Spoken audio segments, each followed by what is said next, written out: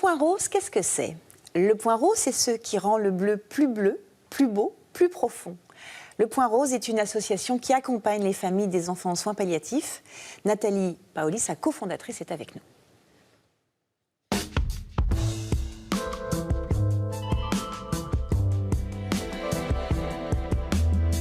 Si on rend hommage, on est ravis de vous avoir, Nathalie, dans l'émission. Racontez-nous, comment est née l'association Le Point Rose? Alors l'association est née d'une expérience très douloureuse, la perte de notre fille d'une tumeur cérébrale, qui nous a confrontés, son papa et moi, à cette épreuve et à ce qu'on a vécu comme un manque de soutien proportionnel au psychotraumatisme que représente la perte d'un enfant. Vous vous disiez que c'était un devoir, ça s'est imposé à vous de monter cette association. Oui, ça s'est imposé déjà par amour, parce que pour moi, au moment où on perd notre fille, Carla Marie, le sentiment d'amour est tellement fort que tout ce qui se passe autour de nous, ce sentiment désolé, cette sorte de fatalisme autour de nous, me renvoie à cette idée que notre histoire avec elle est finie. Et pour moi, c'est pas possible que quand on aime autant un enfant, la vie s'arrête. Et j'avais cette force et cette envie de faire vivre cet amour. Et puis aussi cette révolte un peu de me sentir à ce point impuissant et puis totalement seul dans ce malheur, dans ce vécu du malheur. On parlait du point rose, hein, on a repris une très belle phrase qui est liée au dessin de votre fille, ce point rose qui est au milieu de ce bleu. C'était votre point de départ à vous pour justement être peut-être dans un travail aussi de résilience en étant actif et acteur de tout ça?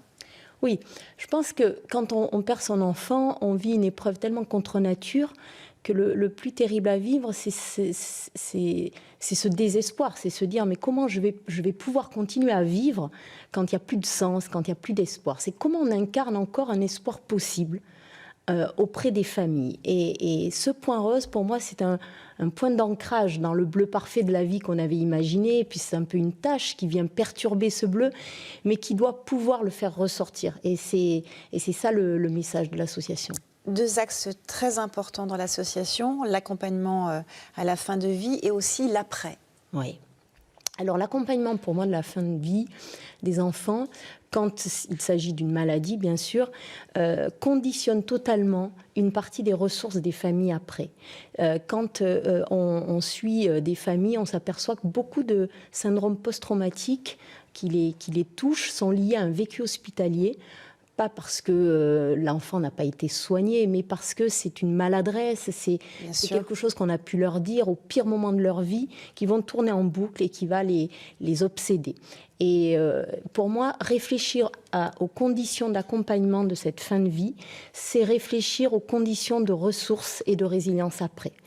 Vous m'avez parlé de la reconnaissance du psychotraumatisme via l'administration. Je pense que c'est important. Moi, j'étais très surprise dans ce que vous m'avez dit hier. Vous pouvez nous expliquer la problématique autour du psychotraumatisme et de la partie administrative surtout? En fait, la perte d'un enfant n'est pas reconnue en soi comme un psychotraumatisme éligible à la prise en charge que nécessite un psychotraumatisme. Un suivi thérapeutique, bien voilà, sûr. avec ce qu'on peut observer dans le cas des suites après un attentat ou autre. Or, pour moi, quelle que soit la cause du décès, et on accompagne aussi des parents qui perdent des enfants dans des accidents ou dans d'autres circonstances à la naissance, c'est un psychotraumatisme. Et c'est important de le reconnaître comme tel pour permettre aux parents de retrouver une place dans la société. Bien sûr. Tant qu'ils ne se sentent pas reconnus dans leur souffrance, dans leur vécu, dans la perturbation que ce traumatisme va représenter dans leur vie, sur leurs autres enfants, dans leur travail, eh bien, ils vont avoir des difficultés à se reconstruire. Et c'est vrai qu'il n'existe ni de qualificatif pour dire comment on est quand on est un parent d'enfant défunt. Et puis, il n'existe pas non plus de traces. C'est-à-dire qu'une maman qui perd son enfant unique se retrouve considérée administrativement parlant comme une maman sans enfant. Donc or, ça, c'est intolérable. Pour elle, Bien elle sûr. reste la maman de cet enfant défunt. On a parlé de l'administration, on va terminer avec les médecins. Comment vous travaillez avec eux justement pour adoucir ces moments si difficiles? Et pour Alors, trouver des solutions aussi, bien évidemment. aujourd'hui, je crois qu'il y a une prise de conscience dans le milieu médical, pas que chez les médecins, chez les infirmiers, de l'épreuve que représente la fin de vie d'un enfant et de choses qu'on pourrait améliorer, qui ne passent pas forcément par d'autres choses médicalement parlant, Bien mais sûr. qui vont plus être de l'ordre du vécu, de l'accompagnement de la famille, du lieu, de ce qu'on va pouvoir offrir à l'enfant. Je prends souvent cet exemple, mais tellement parlant, de l'animal de compagnie. Pour un enfant, avoir son petit chien ou son petit chat dans ces moments-là, c'est hyper important. C'est thérapeutique. Ça n'est pas possible Bien à sûr. l'hôpital, Ouais. évidemment. Donc, pourquoi ne pas imaginer des endroits, des lieux qui le permettent? Qu'est-ce qu'on peut faire pour vous aider? On vous a accueilli, bien sûr, mais on a le site de votre association. Est-ce que vous avez besoin de fonds? Est-ce que vous avez besoin de bénévoles? De quoi avez-vous besoin, Nathalie?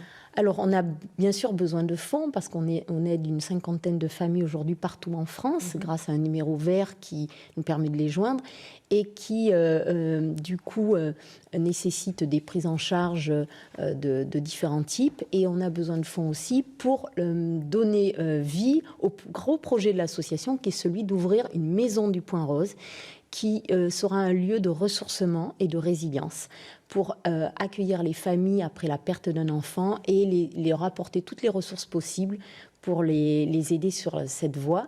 Alors, vous pouvez aussi nous suivre sur les réseaux sociaux parce que la cause est tellement taboue que en parler, faire savoir que ça existe, c'est déjà aussi beaucoup nous aider. Merci mille fois pour votre Merci à vous. témoignage et pour votre association et tout ce que vous faites.